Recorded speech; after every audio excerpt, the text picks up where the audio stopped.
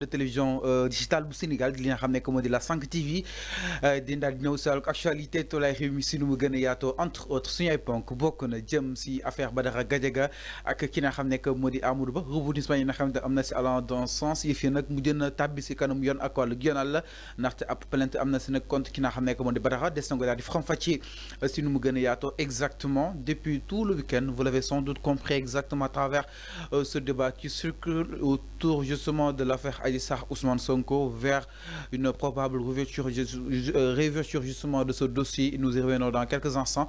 Dinda ñu itam par rapport ak li nga xam ne moo di le face à face du juge ak ki nga xam ne moo di Abdou Nguer si li nga xam ni itam moom na koy daal toppee si kanam bu yoon ak wàllu yoonal mbokk yi entre autres sujets yi nga xam ni itam tey fas yéene ko daal di faram-fàccee seen émission li nga xam ne moo di le talk likez partagez et parvenez le live ñu ko jotagul misaade wala mën a tos si waxtaan wi si nu mu gën a yaatoo exactement tout d'abord da nga koy daal di commencer ak justement le face à face bu Abdou Nguer ak li nga xam ne moo di le juge donc nag ma ni kon mairie tenir nañ ko niki li nga xam ne moo di vendredi ki nga xam ne moo di justement Abdou Nguer jàkkaarloo nag ak li nga xam ne moo di le juge alors dañ daal di ñëw par rapport ak li nga xam ne moo di ñoom ñaar li nga xam ni itam jot nañ ko daal di jokkalante li xew ginnaaw ba nga ko daal di dégloo exactement ginnaaw bu mu daal di defee 2 mois de détention préventive ki nga xam ne moo di Abdou Nguer le juge du 3e cabinet déglu na ko dans le cadre de 2 procédures distinctes bi nga xam ni itam moom la koy daal di toppee mbokk yi donc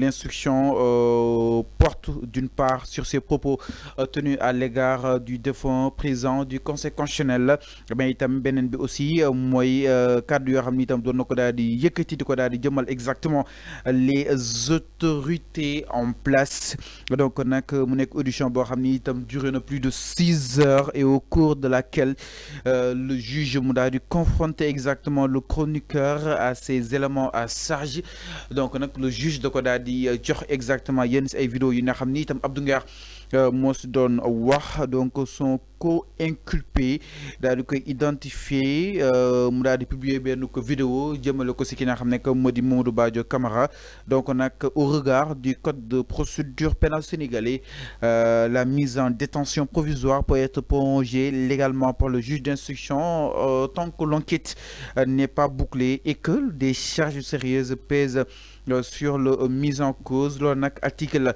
127 moo ko daal di prévoir exactement alors Arfan ma ni kon ki nga xam ne moo di Abdou Nguer face au juge présenté ne ko yenn si ay vidéo yi nga xam ni itam moo ko def wax na nag li mu si jublu woon jàpp na ni du leen lu dul Arfan defar waaye itam bëgg redresser wala comme bëgg won aussi yoon li nga xam ne moo di autorités yi si promesse yi nga xam ni itam defoon nañ ko maanaam lu baax lu si jublu woon avec justement la bonne foi naka na ko daal di jàngatee justement par rapport à ces propos yi nga xam ni itam Abdou Nguer yëkkati na ko face au juge concrètement oui xam nga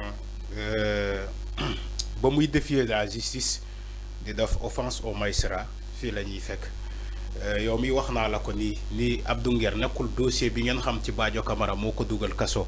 Vous avez été réticent donc ci concernant la condamnation de Abdou Nguer vous avez été donc des personnes accusatrices en disant que woy Abdou Nguer dañ ko tooñ Abdou Nguer lu mu wax jarul yóbbu kaso Abdou Nguer dossier jarul dem instruction vous l'avez dit ainsi que d'autres souteneurs de Abdou Nguer l'ont dit ma ne leen Fallou il faut faire très attention en matière de justice il y a la chose jugée loo xamante ne moom moo nekk ci dossier bi et la chose boo xamante ne moom la ñuy jël pour def la porte-presse mooy la porte-presse mooy avocat yi li ñuy dem di def ay point de presse ay di envoyer les médias pour dire que woy Abdou Nguer dossier bi en réalité dara nekku fa jarul yóbbu en instruction jarul jàpp loolu mooy porte-presse c'est-à-dire que les avocats ne vont jamais dire li nekk ci dossier bi la profondeur le fond du dossier les avocats ne vont jamais prononcer ci le fond du dossier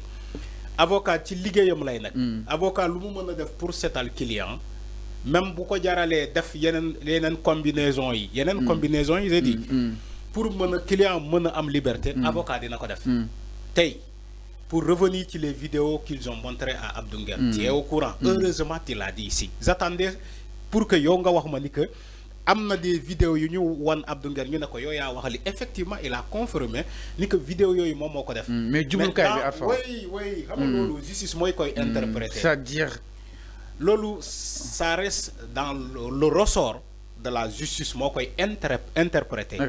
Bu fekkee yow vidéo yi nga def c'est dans le bon sens, c'est dans une bonne foi nga ko def, lolu ça reste à l'appréciation de la justice. C'est pas Abdou Nguer et ses avocats vont dire que oui, vidéo bu mu Abdou Nguer def non c'était dans le bon sens, c'était dans de bonne foi la ko defee déedéet avocat yi mën nañu wax lolu mais justice ci boppam xool na vidéo yi justice ci boppam mooy xool vidéo yi def analyse am def appréciation est-ce que vidéo bii nii boo ko defee ak ay wax yu ñu wax yi nga wax ci biir vidéo bi est-ce que mën na defar réew wala est-ce que wax yi nga wax ci biir vidéo bi est-ce que c'est dans le bon sens nga ko defee ou bien dans de bonne foi nga ko defee loolu justice moo koy en déduire c'est pas moom ak ay avocats même si ils peuvent défendre seen côté mooy maanaam riposter en disant que way deful vidéo pour ñaawal justice bi parce que il était accuseur des magistrats Abdou Nguer. Accusateur. Non, si. Il a porté le discrédit sur l'institution judiciaire. Il a accusé des magistrats ici, Abdou Nguer.